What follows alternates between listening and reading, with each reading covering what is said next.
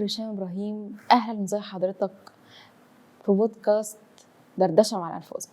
أهلا بيك يا دكتور نوران، اتفضلي. أهلا، زي حضرتك. اتكلمنا المرة اللي فاتت، الحلقة اللي فاتت، عن الماضي بتاع حضرتك وإزاي بدأت الأنف وأذن وتخصصت إزاي وأول جهاز ليزر والعمليات، وحضرتك كنت أول دكتور موجود في مصر بيعمل عمليات ليزر. كانت سنة 97. ده بالنسبة لنا جميعا أي حد بيسمع يعني ما كانش حد يعرف يعني إيه شخير زي ما حضرتك قلت. أحب أعرف من حضرتك فكرة مركز جراحات الشخير اللي حضرتك افتتحته إمتى، والقرار جالك إزاي وبدايته إزاي؟ اتفضل.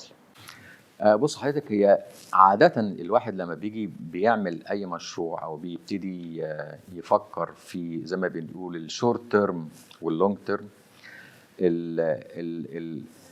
الحاجة اللي أنا كان نفسي فيها من دي 1 في موضوع الشخير إن أنا أعمل حاجة كبيرة للشخير بتضم الأجهزة كلها، مكان محترم جدا، علمي جدا، ماشي على أو يقوم على أساس علمي وأساس تعليمي مهم جدا. الحقيقة عشان أبقى صادق معاكي، أنا موضوع مركز الشخير أو فكرة عمل مكان متخصص للشخير أنا عملته تقريبا 3 مرات قبل افتتاح المركز سنة 2018. وهقول لك كل مرة كنت بعمل حاجة زي كده كان الفيدباك أو كان المردود بتاعها ما كانش مردود الحقيقة بيشجعني أو زي ما أنا عايز، لأسباب كتيرة. وفعلا كانت أسباب فعلا للأسف ما كانش ينفع في مثلا سنة 2000 مثلا أو سنة 2007 أو 2010 أو مثلا، إن أنا كل ما أعمل فكرة المركز وابتدي أعمل إعلاناته كان الموضوع ما بيكملش معايا أكتر من سنة ونص، والموضوع يموت أو ينام. ليه؟ لأن الحقيقة إحنا محتاجين لنجاح أي مشروع دعاية وإعلانات وتوعية بالظبط كده. ما هي أنا قصدي دعاية وإعلانات هي اللي بتوعي الناس. فالحقيقة كانت الدعاية والإعلانات مهما كنت بعمل دعاية وإعلانات كانت في فترة سنة 2000 أو في التسعينات كانت عبارة عن إيه؟ كانت عبارة عن يفط، ولو هعمل حاجة قوية جدا ممكن أنزلها في جورنال أو حاجة زي كده أو في مجلة. لكن فكان للأسف كل ما أعمل الفكرة دي وأبتدي فيها ما كانتش يروج ليها أو الدعاية بتاعتها ما كانتش كفاية، لدرجة ان يعني في فترة التسعينات واوائل الالفينات في يعني صحفيين كتير جدا ومجلات كتير جدا لما كانوا بيسمعوا على فكرة مركز الشخير كانوا بييجوا ياخدوا معايا احاديث صحفية وياخدوا معايا لكن ومع هذا برضو قدر الدعاية ما كانش كافي. لكن من بداية الحقيقة سنة 2010 مع بداية السوشيال ميديا، مع بداية التلفزيون، القنوات الطبية، أقول يعني الصحة والجمال يعني بداية الحاجات دي، وبداية ظهوري في القنوات دي الحقيقة ابتدى يبقى فيه وعي عند الناس، وعي طبي حقيقي بهذا التخصص الغريب، هذا المسمى الغريب الشخير. الناس زمان كلها كانت تسمع كلمة شخير تقول لك طب ما كلنا بنشخر، الشخير ده طبيعي. كتير جدا زمان الناس لما تيجي حد يشتكي ان زوجته بتشخر او انا اساله ان هي بتشخر او هو بيشخر، كان لما اساله سؤال للزوج زوجتك بتشخر ابص الاقيها بصت في الارض واتكسفت وهو ما قدرش يكمل كلام. حتى كلمه الشخير نفسها كان في بعض الحلقات البرامج التلفزيونيه كانت بتستدعيني وعايزه تتكلم على موضوع الشخير. المذيعه نفسها لما كنت اقول لها احنا عايزين نتكلم على موضوع الشخير كانت تقول لي لا يا دكتور انا اسف ما اقدرش اطلع الكلمه دي من بقي في التلفزيون. ايه كلمه شخير دي كلمه عيب. دي متخيله حضرتك يعني المسمى كان عامل ايه للناس؟ المسمى بتاع المرض نفسه كان بيعمل احراج كبير للناس. بسبب ان ما كانش فيه وعي برضه في بالظبط. الفتره دي ان قد ايه مرض الشخير او عرض الشخير صعب، او هو يكون ليه حل او عمليه او علاج. بالظبط. حضرتك قلت ما كانوش يعرفوا الفرق ما بين الشخير العادي والشخير اللي مش عادي. انا احب اعرف من حضرتك الفرق ما بينهم. الشخير العادي والشخير المرضي. ايوه ده المرضي. الفرق، ده المسميين. الشخير العادي اللي هو ايه؟ ان احنا اللي هو ببساطه جدا اي واحد فينا هيبقى عنده يوم صعب.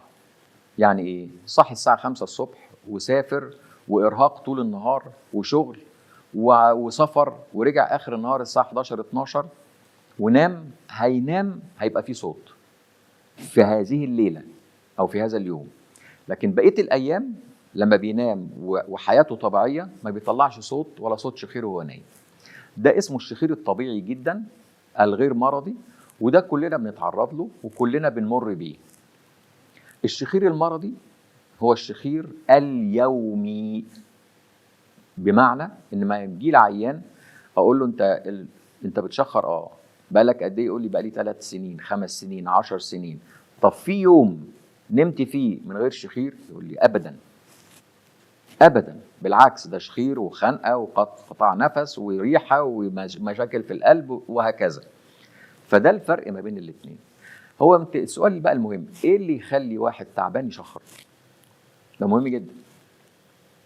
طيب انا كنت عايز اسال حضرتك بقى، دلوقتي احنا عرفنا الفرق ما بين الشخير العادي والشخير المرضي. عايز اسال حضرتك بقى برضو سؤال كمان، البدايه بتحصل ازاي؟ يعني ايه اللي يحصل يسبب الشخير، او ايه اللي يحصل يخليني اقول والله ده انا مريض شخير؟ لا انا معلش، السؤال تاني. هل حضرتك بتقولي المريض نفسه عايز يعرف اذا هو مريض شخير ولا لا، ولا المريض عايز يمنع حاجات ما توصلوش للشخير؟ انا عايزه اعرف ايه الحاجات اللي بتوصل الى الشخير. الحاجات اللي بتوصل للشخير اللي هي اسباب الشخير. من ضمن اسباب الشخير مثلا اللي ممكن الواحد لو خد باله منها ما يوصلش لموضوع الشخير، مثلا ما يشربش سجاير، ما يشربش كحوليات، يحافظ على فترات النوم، اللي هو يبقى طول النهار بيشتغل وبالليل بينام، ما يقلبش اليوم بتاعه نهار ونهار ليل. تمام؟ يحافظ على وزنه، يروح يكشف لو في اي مشكله في مناخيره بدري، سواء كانت سده في الانف، سواء كان مثلا شخير بسيط، سواء كان فتحه بق بدون صوت. كل الحاجات دي لو احنا من الاول خالص خدنا بالنا منها، الشخير هيتمنع في الاول. بمعنى ايه؟ بمعنى لو واحد حافظ على وزنه، ما يتخنش قوي، ممكن ما يجيلوش شخير. لو واحد عنده مشكله في مناخيره في الاول خالص، عوجه في الحاجز الانفي بسيطه او كبيره، وخد باله من حاجه زي كده وراح عالجها من الاول وصلح الحاجز الانفي، مش هيوصله للشخير. لو واحد عنده حساسيه في الانف وعالج من بدري وعرف التشخيص، مش هتوصله للشخير. الامتناع عن التدخين تماما والكحوليات تماما هيبعد موضوع الشخير، لان كل الحاجات دي بقى بتخلي الانف يتقفل وتفتح البق والهواء يخش من البق، يحرك سقف الحلق، يعمل لي ترهلات، يعمل لي شخير، وبعد الشخير خنق. دي تفاصيل كبيره قوي وكلام كبير قوي، ولكن قبل ما نتطرق اليه كنت عايز اسال حضرتك، عمرك جالك حد وقال لك انا عايز اعمل عمليه شخير بس مش قادر ابطل سجاير؟ طبعا كتير. قلت له ايه وقتها؟ اقول له انا مش هعمل لك العمليه. ليه؟ لان انا عاده الاجابه بتاعتي بقول له انا العمليه بتاعتي ان شاء الله لما بتتعمل بتوصلك لنسبه نجاح هايله، هنقول 99%، لان الطب ما فيهوش 100%. فانا لما اعمل لك عمليه شخير بنسبه نجاح 99%، وحضرتك بشرب السجاير تبوظ اللي انا عملته، لان انت هتشرب سجاير هتعمل لي التهابات في الحلق. السجاير بتعمل التهابات مزمنه في الانف والحلق. السجاير لما بتعمل التهابات في الانف يضطر المريض انه يفتح بقه يعني يحصل ترهلات. انا عملت له الترهلات وعملت له الانف وعملت له الحلق وعملت له كل حاجه وشرب سجاير، القطر بتاع الحلق والتهابات الانف هتخليه ما هواش ينام براحه 100%. لا ما نقولش ما ينفعش كده، هنقول بدل ما كانت النتيجه 99% هتبقى النتيجه 80%. في ناس كتير جدا تقول لي انا راضيه. انا راضيه بال 80%، اقول له بس انا مش راضي، ما ينفعش عمليتي تخرج من تحت ايدي اقل من النسبه اللي انا حاططها. انا بشكر حضرتك جدا يا دكتور هشام ابراهيم، نورتنا بكلامك الجميل، بحكاياتك الكويسه، بمعلوماتك الطبيه اللي ما اعتقدش ان في حد بيعرف يشرحها للناس زي حضرتك. بشكر حضرتك جدا كمان مره من بودكاست دردشه مع الأنف وأذن. انا اللي بشكر حضرتك على الاسئله الجميله بتاعتك.